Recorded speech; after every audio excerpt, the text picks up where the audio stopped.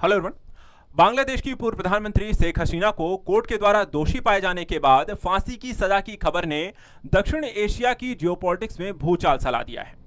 आज इस वीडियो के माध्यम से आप सभी को बताएंगे कि आखिर शेख हसीना को फांसी की सजा क्यों दी गई है, किस कोर्ट ने और क्या फैसला सुनाया है, इससे बांग्लादेश की पॉलिटिक्स में क्या असर पड़ेगा, भारत बांग्लादेश के संबंध किस तरीके से प्रभावित होंगे और दक्षिण एशिया की जियोपॉलिटिक्स किस तरीके से बदलने वाली है।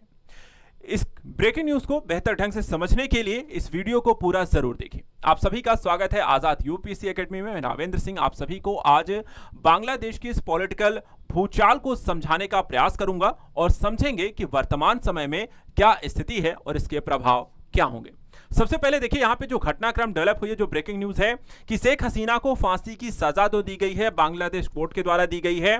बांग्लादेश कोर्ट ने तख्ता पलट के दौरान लोगों की हत्या का दोषी माना है शेख हसीना को, और 15 महीने से देखा जाए तो तख्ता पलट के पश्चात शेख हसीना भारत में रह रही हैं। इसलिए स्थिति समझनी जरूरी है कि इसका भारत बांग्लादेश के संबंधों पर भी क्या असर पड़ेगा। सबसे पहले खबर पर नजर डालते हैं तो बांग्लादेश की पूर्व प्रधानमंत्री को जिस कोर्ट ने यहां पर यह फैसला सुनाया है वो है इंटरनेशनल क्राइम्स ट्रिब्यूनल ने फांसी की सजा सुनाई है। और किस संदर्भ में सुनाई है? मानवता के खिलाफ अपराधों का उन्हें दोषी पाया गया है। ट्रिब्यूनल ने उन्हें 2024 के छात्र आंदोलन के दौरान हुई हत्याओं का मास्टरमाइंड पाया है। साथ ही शेख हसीना को 2 आरोपों में मौत की सजा सुनाई गई है। उन्हें हत्या के लिए उकसाने और हत्या का आदेश देने दोनों में दोषी पाया गया है। कोर्ट ने दूसरे आरोपी पूर्व गृह मंत्री असदुज्जमा खान को 12 लोगों की हत्या का दोषी माना और इनके लिए भी फांसी की सजा सुनाई गई है। और जो तीसरे आरोपी थे पूर्व आईजीपी अब्दुल्ला अल ममून को 5 साल के जेल की सजा सुनाई गई है, क्योंकि ममून जो है वो सरकारी गवाह बन गए थे। तो इन दोनों को यहां पर फांसी की सजा सुना दी गई है। वर्तमान समय में आज जो बांग्लादेश की एक स्थिति है वो कुछ इस तरीके से दिखाई गई है। पूरे यहां पर बांग्लादेश में अगर आप देखें तो सिक्योरिटी फोर्स तैनात है। यहां पे जो मुख्य गवाह जो बन गए थे उनको यहां पर पुलिस पकड़ कर ले जा रही है। 5 साल की इनको जेल हो चुकी है। दूसरी जब कोर्ट जो यहां पर इंटरनेशनल ट्रिब्यूनल कोर्ट ने यहां फैसला सुनाया है, और इस कोर्ट में सुनवाई के दौरान आप देख सकते हैं किस तरीके से लोगों का जमावड़ा था। तो स्थिति जो है बांग्लादेश में बहुत ही, देखा जाए इस फैसले से पहले लगातार 4 दिनों से बांग्लादेश में हिंसा लगातार हो रही थी और मांग की जा रही थी कि इन्हें फांसी की सजा दी जाए। और यहां पर फाइनली आज यहां पर फैसला भी फांसी की दे दी गई है। आपको बताते चलें कि देखिए यहां पे शेख हसीना के मामले में कोर्ट ने 453 पेज का जजमेंट यहां पे पारित किया है और 6 हिस्सों में से बांटा है। कोर्ट ने सरकारी वकील ताजुल इस्लाम जो कि यहां पर पैरवी कर रहे थे, सारी चीजों की यहां सुनवाई कर रहे थे, तो उनको यहां पर सारी बातें यहां पर बताई हैं। कोर्ट यहां पर पूरा भरा हुआ था। सबूत क्या क्या थे? तो कोर्ट ने किसे सबूत माना है? टेलीफोनिक बातचीत को यहां पर उन्होंने सबूत माना है। कोर्ट ने शेख हसीना के टेलीफोनिक बातचीत के फैसले को बतौर सबूत यहां पर स्वीकार किया है। साथ ही कोर्ट ने यह भी कहा है कि पुलिस को दिए गए निर्देशों, निचले स्तरों पर दिए गए संदेशों को भी हमने देखा है। इंटरनेशनल ह्यूमन राइट्स कमीशन की रिपोर्ट्स को इसमें शामिल किया गया है। फैसले में पीड़ित पर जुल्म की सारी जानकारी को फैसले में लिया गया है और पीड़ितों और मारे गए लोगों के बारे में सारा डेटा भी कलेक्ट, यानी कि जो गवाह और सबूत यहां पे कलेक्ट किए गए हैं उसके आधार पर यह फैसला दिया गया है। चलिए आपको बताते हैं मामला पूरा क्या था, शेख हसीना को किन किन मामलों में दोषी पाया गया था और शेख हसीना को यहां पे फांसी की सजा देने के पीछे का रीजन भी क्या है। सबसे पहले देखें, जो शेख हसीना का मामला है ये शुरू होता है जुलाई अगस्त 2024 में छात्र आंदोलन के दौरान। उस दौरान जब छात्र आंदोलन यहां पर होता है तो हिंसा और मौतें यहां पर बहुत तेजी से बढ़ने लगती हैं। 1400 से ज्यादा यहां पर देखा है तो मौतों के आंकड़े बताए गए। हसीना पे आरोप यह भी था कि उन्होंने मानवता के खिलाफ अपराध किया है, यानी कि आंदोलन रोकने के लिए बांग्लादेश की सरकार की एजेंसियों ने निहत्थे प्रदर्शनकारियों पर फायरिंग की और ड्रोन और हेलीकॉप्टर से वहां पर हमले की, जिसके कारण यहां पर इतनी बड़ी संख्या में लोग मारे गए। इसके अलावा लीथल फोर्स का इस्तेमाल किया गया, यानी कि पुलिस को लीथल फोर्स का इस्तेमाल का ऑर्डर दिया गया था सरकार की तरफ से। स्टूडेंट अबू सईद की हत्या और चांद खारपुल नरसंहार यहां पर देखा है उसके कारण हुआ। तीसरा, एनफोर्स डिसअपियरेंस, यानी कि सैकड़ों लोगों का अपहरण किया गया और उन्हें गायब कर दिया गया। चौथा, टॉर्चर और एक्स्ट्रा जुडिशियल किलिंग, यानी कि लाशें जला दी गई हैं मारने के बाद, जो ताकि कोई सबूत यहां ना मिले, सबूत खत्म करने की बातें हुई हैं।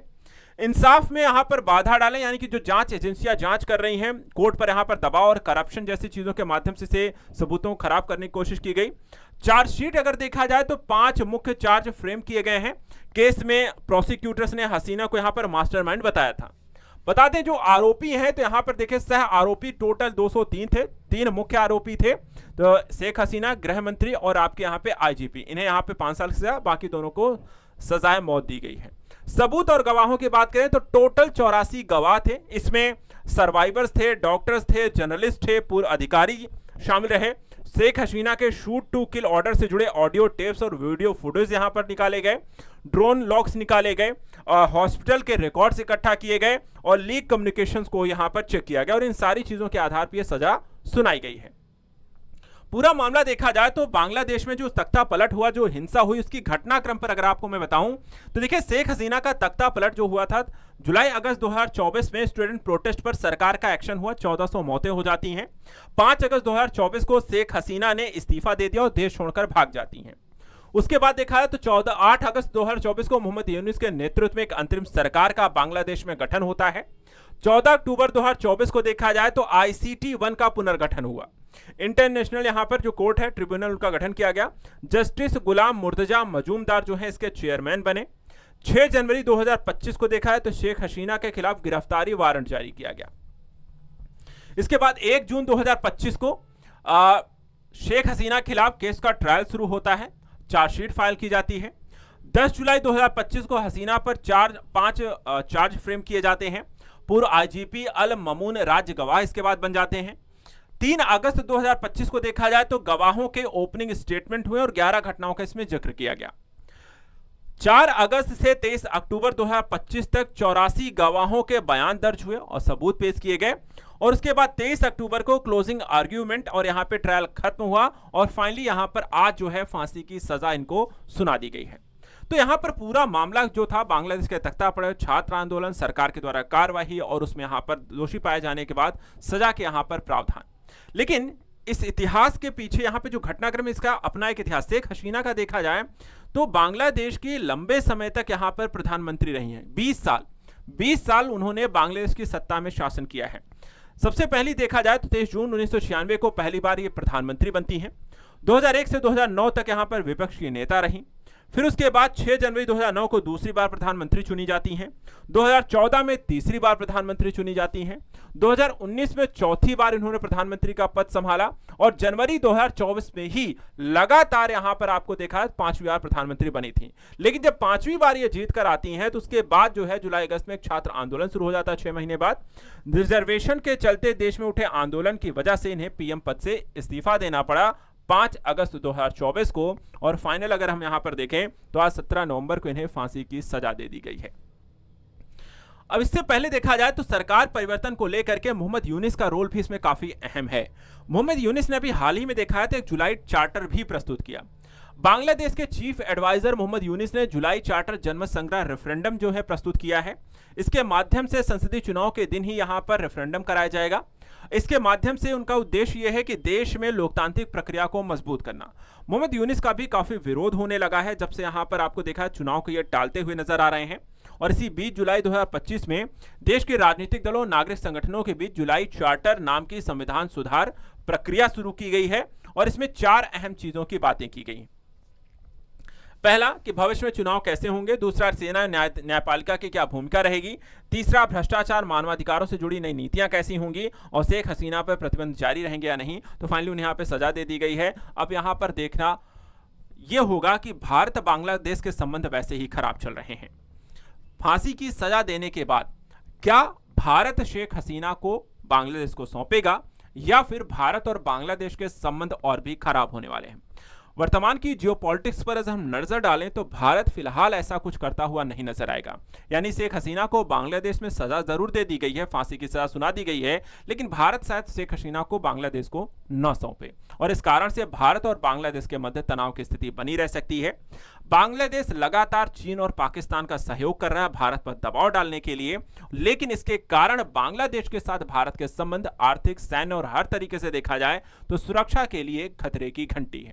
इसी जियोपॉलिटिक्स अगर हम साउथ एशिया की जियोपॉलिटिक्स पर देखें तो चाइना और पाकिस्तान के साथ बांग्लादेश के गठजोड़ के कारण बे ऑफ बंगाल से लेकर हिंद महासागर तक जो एक त्रिकोण स्थिति उत्पन्न होगी, इससे भारत के लिए जियोपॉलिटिक्स में नई चुनौतियां भी उत्पन्न होंगी। सुरक्षा की स्थिति जो हिंद महासागर में होगी वो और भी ज्यादा संकटमय हो सकती है और बांग्लादेश जो है पाकिस्तान के साथ मिलकर के भारत को यहां पर आतंकवादी हमलों का एक नया मार्ग भी खोल सकता है। इससे साउथ एशिया के जियोपॉलिटिक्स पर और भारत पर काफी दबाव भी बनेगा। तो देखना यह दिलचस्प होगा कि भारत की विदेश नीति में बांग्लादेश को साधने के लिए क्या किया जाता है। ऐसे ही इंटरनेशनल यहां पर करंट अफेयर्स और वर्ल्ड अफेयर्स की न्यूज के लिए आप हमारे साथ लगातार जुड़े रहें। साथ ही यदि आप यूपीएससी और यूपीपीएससी और अन्य एग्जाम की प्रिपरेशन कर रहे हैं और इंटरनेशनल रिलेशन के ऐसे ही मुद्दों को और भी बेहतर और यहां पर डीप एनालिसिस को समझना चाहते हैं तो जुड़िए हमारे साथ यूपीएससी और यूपीपीएससी के बैचेस के साथ, जहां पे प्रीलिम्स, मेंस और इंटरव्यू की तैयारी कराई जाती है। जुड़ना कैसे है, इसके लिए आप गूगल प्ले स्टोर पर जाकर के आजाद एकेडमी लर्निंग ऐप को डाउनलोड कर सकते हैं। बाकी जानकारी वीडियो के डिस्क्रिप्शन में दी गई है। साथ ही ऐसे और भी वीडियो जानने के लिए अपना कमेंट के माध्यम से हमें जरूर बताते रहें, हमारे साथ जुड़े रहें। Thank you so much and good luck.